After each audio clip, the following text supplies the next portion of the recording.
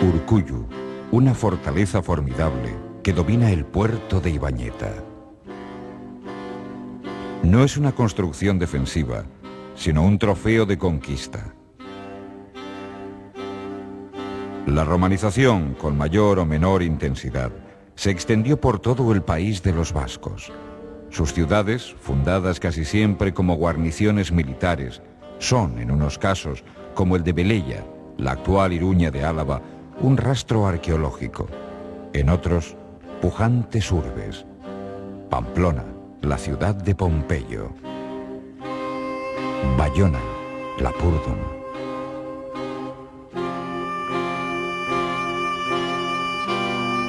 Don Iván Grazi, Imus Pirineus.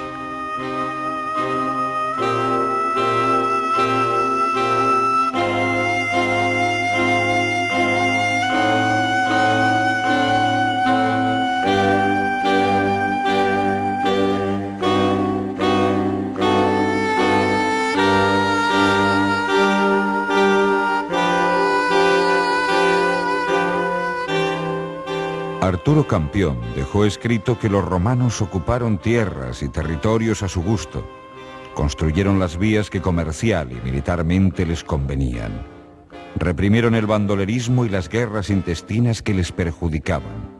Del país, pobre entonces y difícil de dominar por su aspereza, no se cuidaron.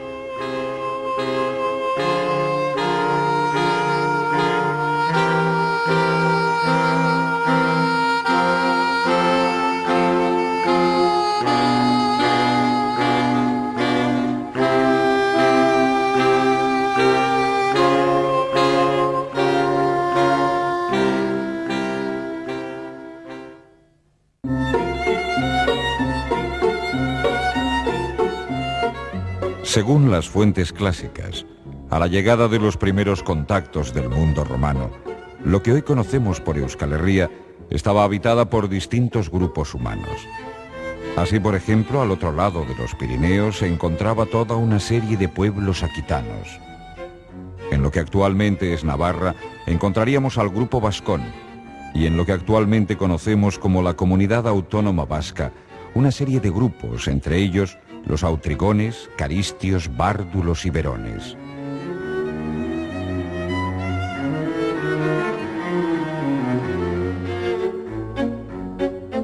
La realidad de estas tribus es distinta, y además, estos pueblos también van a recibir en diferentes formas y fases cronológicas las primeras relaciones con el mundo romano.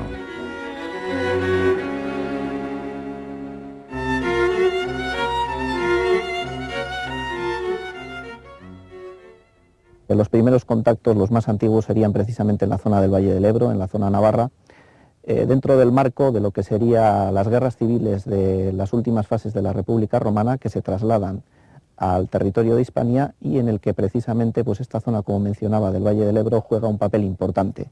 De hecho, nos referimos a las guerras sertorianas, a las guerras entre Pompeyo y Sertorio, en la que los diferentes pueblos indígenas juegan un papel a un lado o a otro de los contendientes. Dentro de esa dinámica tenemos, por ejemplo, por quedarnos con una referencia cronológica, la fundación de Pompaelo, precisamente por Pompeyo, la actual Pamplona, Iruña, en torno al año 75 a.C. aproximadamente.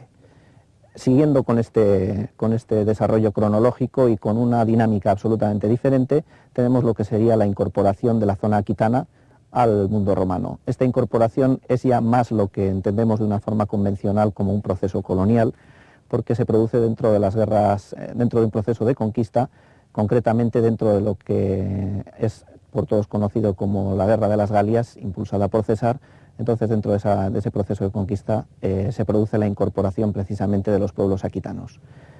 Finalmente, lo que sería lo que hoy es la Comunidad Autónoma del País Vasco, Álava, Vizcaya y Guipúzcoa, tienen un proceso diferente y algo más tardío. Tenemos que situarnos en torno ya casi prácticamente al final de las guerras cántabras, que se desarrollan ya durante el Principado, en torno al 29-19 a.C., y como mencionaba, en torno a esta circunstancia es cuando toda esta zona funciona como una retaguardia, digamos, y se producen esos primeros contactos con el mundo clásico.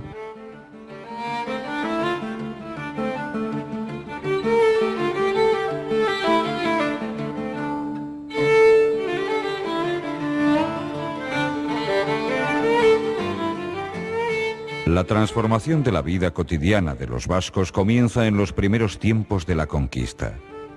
No hay que olvidar que este no fue un proceso rápido, fue diacrónico y tiene lugar en etapas. Fundamentalmente, la latinización solo se produce en los territorios cercanos al Ebro, el urbero de los vascones, y aquí destacan Calagurris, Calahorra y Cascante o Gracurris, ciudades vasconas que se encontraban precisamente al sur de dicho río.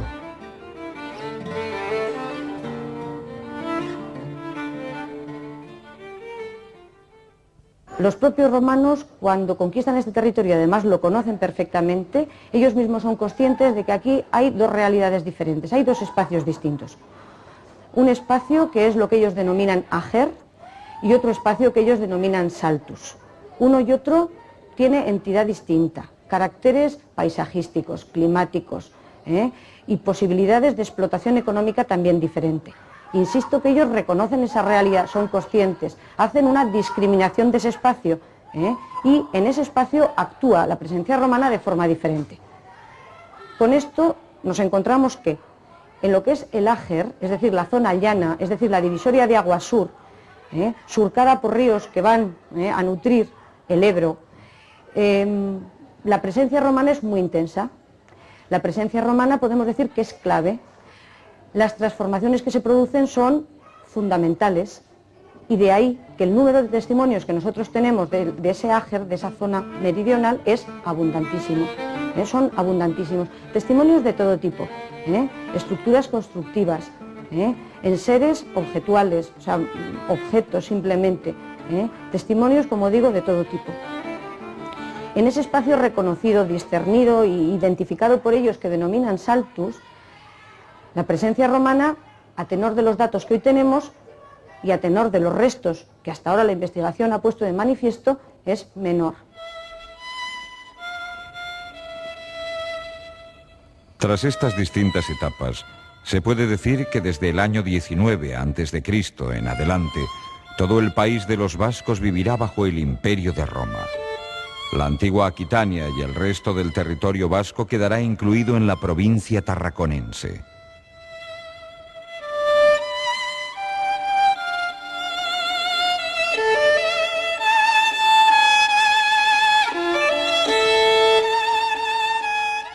Pero es cierto que los vascos aceptaron elementos de la cultura romana.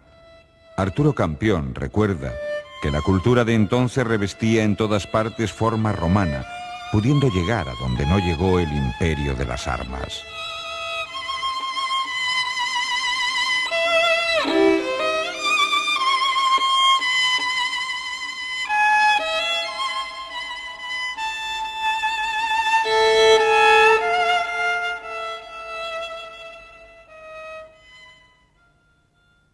Y a partir del 19 a.C. aproximadamente se van intensificando estos contactos y de alguna forma hay, vamos a decir, un consenso, por llamarle de alguna manera, de intereses entre lo que serían las élites indígenas que habitan estos territorios y los intereses propios del Estado romano.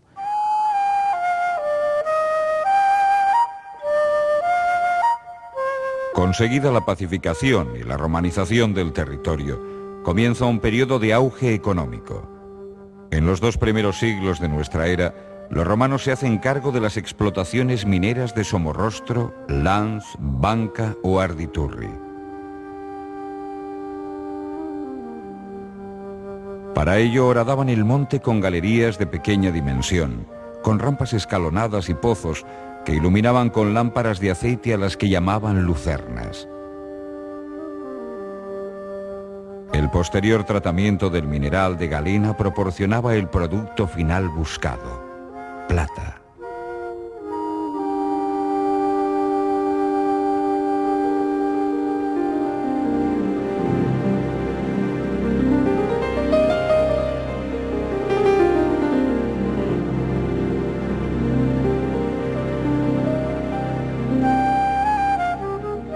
Las minas de Arditurri en Oyarzun se encontraban cerca del que geógrafos latinos denominaban el puerto de los vascones, Oyaso.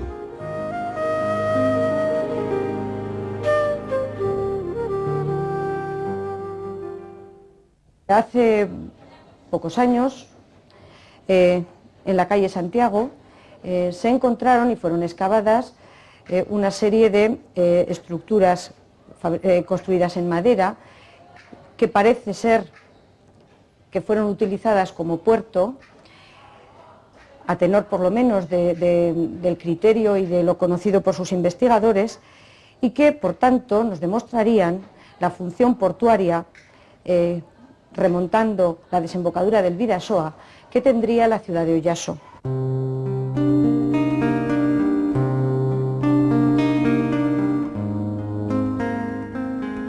También se han localizado los restos de un templo romano y una necrópolis que se utilizó para enterrar a las gentes de este asentamiento, así como objetos de diversa clase, lo que nos lleva a pensar que efectivamente, situado en los alrededores de Irún, Oyaso fue un núcleo de población muy importante en la Vía Maris.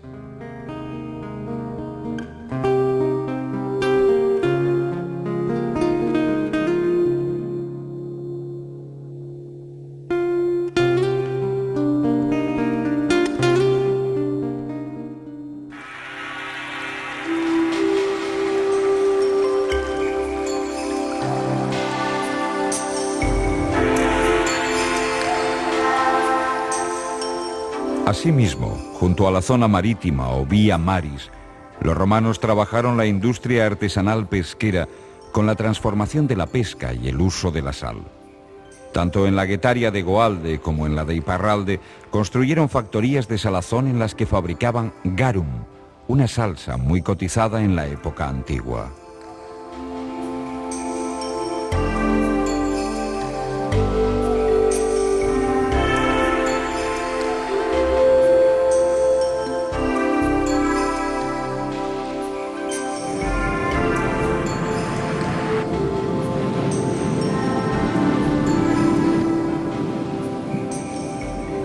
Además del mar, los romanos utilizaban las calzadas como nuevas vías de comunicación. Las calzadas eran grandes carreteras señalizadas que, además de unir diferentes puntos, servían para la penetración de su cultura.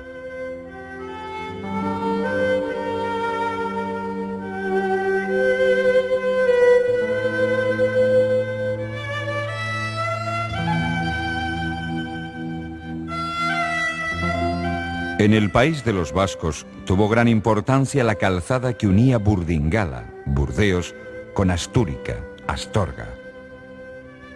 Esta, después de atravesar Novempopulania, tocaba a Garris, Carasa, pueblo integrado hoy en Sempalé, y a Imus Pirineus, Don Ivane Garazzi. Aquí se introducía en los desfiladeros de Ibañeta hacia Roncesvalles. Este estaba considerado como uno de los 2 pasos más importantes del Pirineo en la época prerromana. Según aparece en el Itinerarium Provinciarum Antonini Augusti, una vez pasado Roncesvalles, la vía romana seguía por Turisia y Turisa en el Valle del Erro hasta Pompelo, Pamplona, atravesando el resto de Euskal Herria.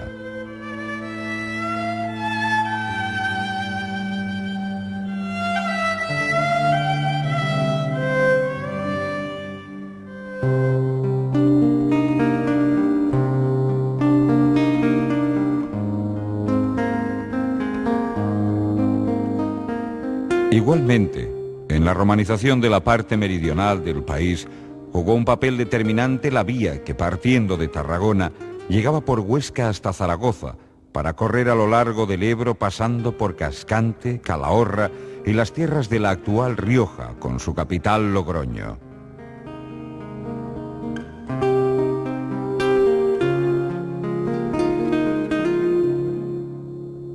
Esta vía, que era de las que se utilizaba generalmente para llegar a Roma, fue elemento latinizador de las tierras vascas de la ribera del Ebro.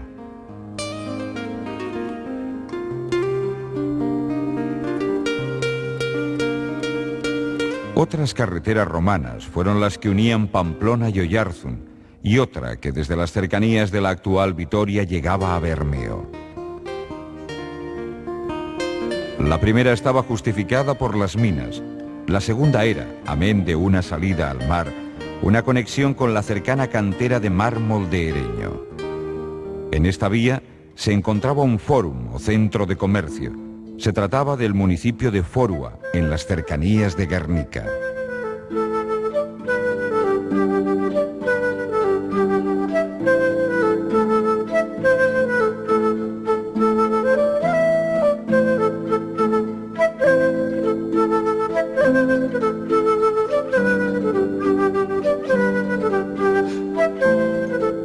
Las obras públicas, sobre todo en la periferia del país de los vascos, tendrán una incidencia decisiva en la economía y forma de vida. Gracias a canalizaciones y acueductos como este de Lodosa, en Navarra, la producción agrícola sufre cualitativos cambios, ya que se producen excedentes con los que se puede comerciar.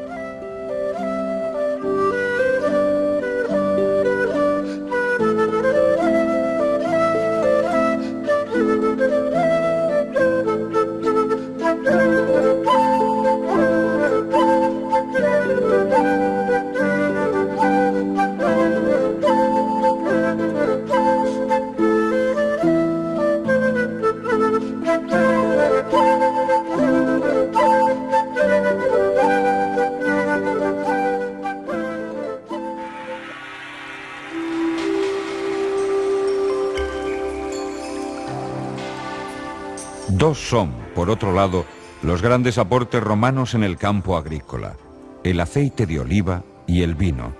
Y no solo el cultivo, también su elaboración y transporte. Los trujales, que aún funcionan en algunos lugares, heredan técnicas latinas.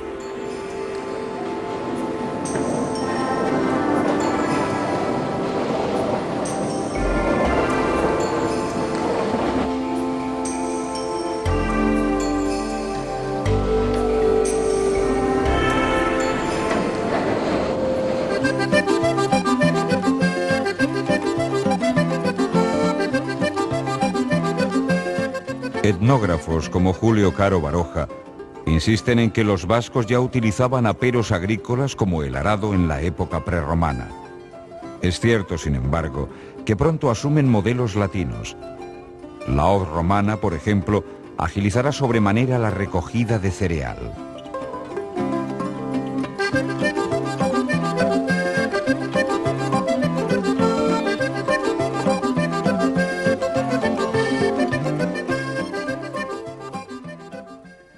Lo que sí que se produce en época romana en Euskal Herria es, desde luego, una intensificación de los cultivos, una mayor producción de excedentes. Hay que tener en cuenta que se produce su integración en una economía ya de corte monetario que necesita, obviamente, producir excedentes para poder monetarizarlos.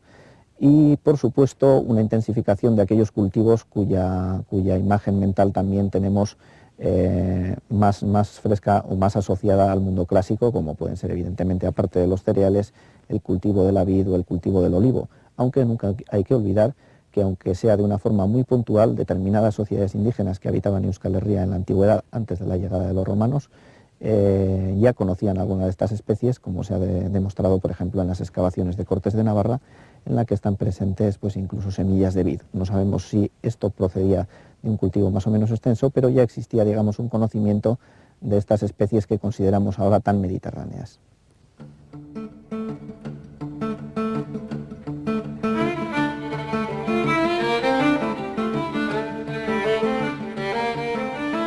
Las bodegas de Funes demuestran la importancia de la viticultura en la ribera del Ebro. La producción y exportación de los vinos vascos es una realidad en el mediodía vascón desde el siglo II a.C. Además, hasta el principio de esta centuria, el proceso es el mismo importado de Roma hace 2000 años.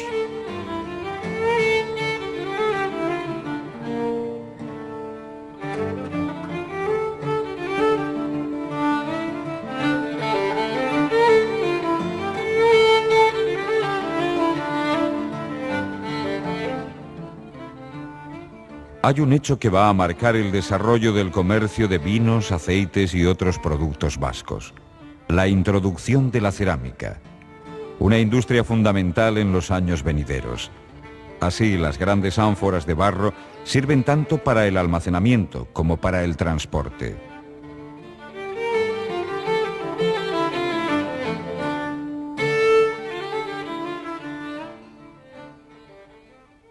La industria cerámica utiliza en estos momentos, como en la fase anterior, sobre todo la materia prima fundamental, que son las arcillas, ¿no? Unas arcillas tan especiales y digamos tan adecuadas para la producción cerámica como las que pueden ser las del entorno del Valle del Najerilla, que, bueno, la prueba es que en la actualidad todavía sigue siendo un gran centro alfarero produciendo diferentes especies, ¿no? Lo que pasa es que en época romana se produce, digamos, una intensificación.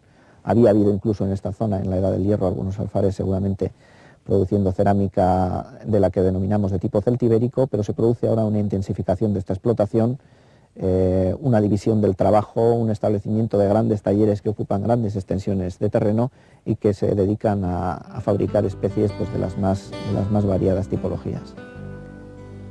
Hay una gran variedad de producciones para satisfacer las diferentes necesidades, tanto de mesa como de cocina, como de transformación alimentaria, como de almacenaje, como de transporte. Todo se resuelve con diferentes contenedores cerámicos. Aparte, las producciones propiamente de mesa son las que sufren, además, las que experimentan un más importante desarrollo, con la incorporación de toda una serie de temáticas decorativas. Para esta zona es cuando aparecen las producciones decoradas a molde, con una riqueza ornamental impresionante y que sirven además también, pues, incluso para hacer de vehículo a determinada ideología al uso.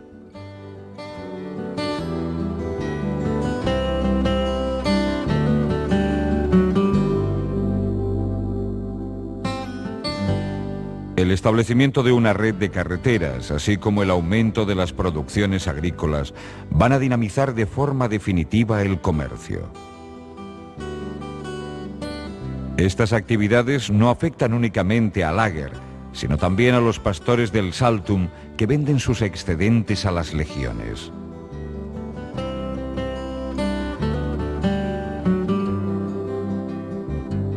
Los asentamientos se convierten en centros comerciales. Roger Collins recuerda que las ciudades grandes como Pamplona y también los núcleos más pequeños de población civil seguramente no fueron los únicos mercados. Las guarniciones militares como Lapurdum o Iruña de Áraba cumplieron asimismo ese papel comercial.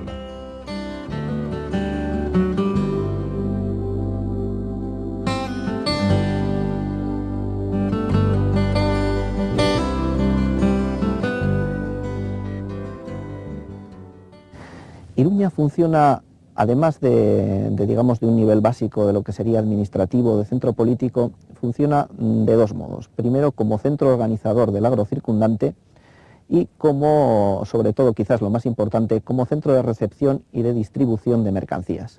A Iruña llegan a lo largo de todo el periodo romano productos, mercancías, importaciones de los más variados lugares de lo que entonces era el imperio. Llegan producciones de Centro Europa, de las Galias, de Italia, del norte de África. Se reciben aquí. La ciudad, desde luego, es por supuesto un gran centro consumidor, y también se redistribuyen a todo lo que sería su ámbito de influencia. Para ponderar un poco la importancia precisamente de la entidad de este enclave, hay que tener en cuenta que Iruña es el único hecho urbano en un entorno eminentemente rural y que tiene un ámbito de influencia, un hinterland que podemos estimar en unos 30-40 kilómetros a la redonda, distancia que tenemos que recorrer, digamos, para llegar al ámbito de influencia de otro hecho urbano similar. Es decir, tendríamos que irnos hasta Pompaelo por un lado o hasta Flavióbriga en Castro Urdiales para llegar digamos, a un núcleo urbano de similares o mayores características al de Iruña.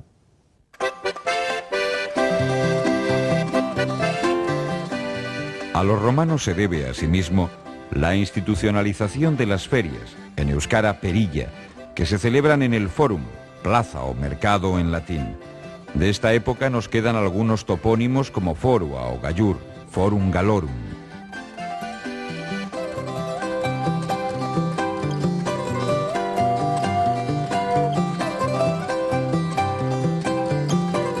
Muchos de estos centros comerciales han llegado con ligeras variantes hasta nuestros días, caso de Donapale en Iparralde.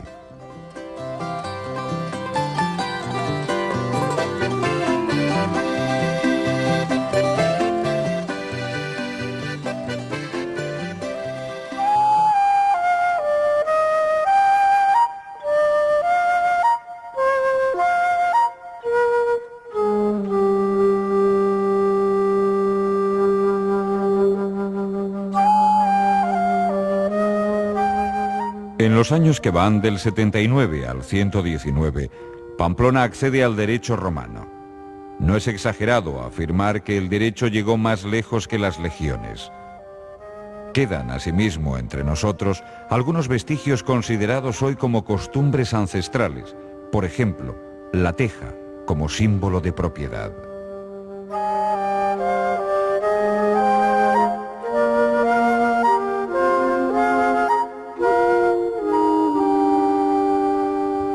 Cada año los bermeanos reafirman su propiedad sobre la isla de Ízaro, lanzando una teja a la mar. Se trata esto de una reminiscencia del derecho romano. Beraz, herentzia osoa, betea, konzeptu juridiko eta alor juridiko guztiak hartzen dituena. Pertsonaren alorra, gauzen alorra, pertsonen arteko erlazioak edo obligazioak jorratzen dituen baita ere figura juridiko guztiak, noaz familia eta oinordetza, testamentuen beste esparru hain importante hori, erromatar jurista horiek, erromatar jurisprudente horiek, guzti hori landu zuten, guzti hori sistematizatu zuten, eta esan bezala herentzia aberatz bezala utzi zuten etorkizunerako.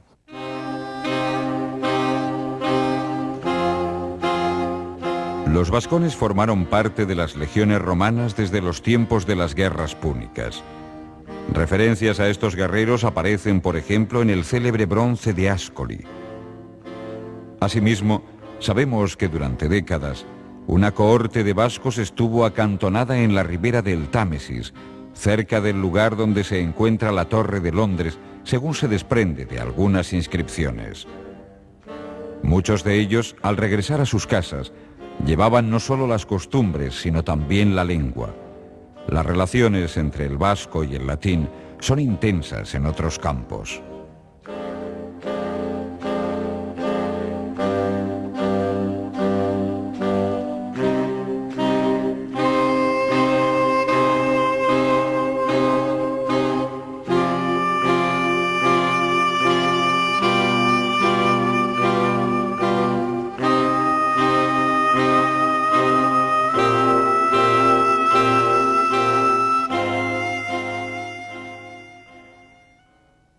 Latinaren eragina da antxinatean, noski, baina gero erdiaroan zehar ere latinaren eragina izan da.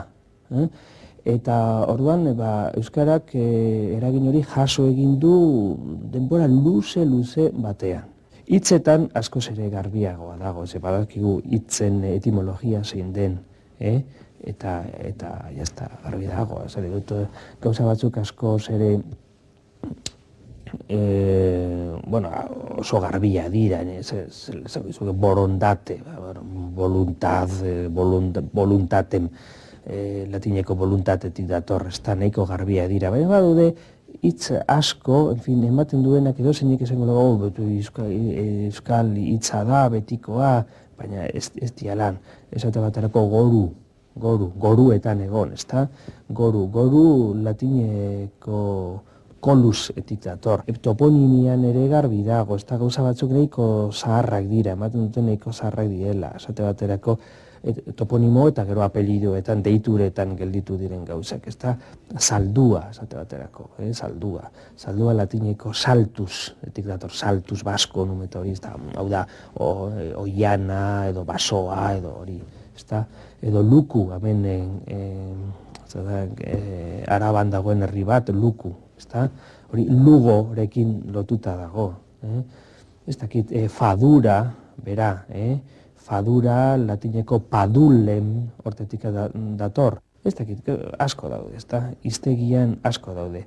Gramatikan, eragina ere segurazki ukiko zuen, ez hainbestekoa, hori garbi dago, ze orain momentuan ere euskararen tipologia zeharo diferentea da, inguruko romantzeekin konparatzen baldin baduzu, eta latinarekin berarekin konparatzen baldin baduzu, baina, zeneteke eragina bai izan zela, eta normala da.